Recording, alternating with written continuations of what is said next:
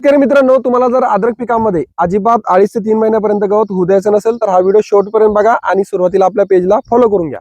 मित्रांनो, माझा साधारणतः 3 वर्षापासून अनुभव आहे. जे आपण औषध आज तुम्हाला सांगणार आहे ते औषध आपण दरवर्षी ते वापरतो आणि त्याचे रिझल्ट आपल्याला बेस्ट येतात. पण त्याच्यासाठी काहीतरी आपल्याला खबरदारी सुद्धा घ्यायची आहे की ते औषध मारताना फवारताना काय काळजी घ्यायची आहे, त्यानंतर औषध कधी मारायचं हे आपण आता व्हिडिओमध्ये पुढे बघणार आहे. तर मित्रांनो, तुम्ही बघू शकता आपला सध्या आता अद्रकचा प्लॉट आहे आणि याच्यामध्ये बघू शकता तुम्ही गवत पूर्णपणे जळून गेलेलं आहे. कुठलंही गवत असलं तर ते संपूर्णपणे नाहीसं होतं. कुठलंही गवत असो, केना असेल, फुलगवत असेल, पूर्ण गवत जे असेल ते पूर्णपणे नाहीसे होतं आणि जे गवत उगणार आहे ते सुद्धा उगत नाही. म्हणजे प्रीची सुद्धा याच्यामध्ये आपण घेतलेलं आहे. तर मित्रांनो, इथे आपण राऊंडअप घेतलेलं आहे 150 ml आणि सुमीमॅक्स हे या पिकासाठी रिक्वायरमेंट केलेलं नाहीये. तरी पण आपण याचा 3 वर्षापासून डेमो घेतोय. तर आपल्याला याचे चांगले परिणाम येतात.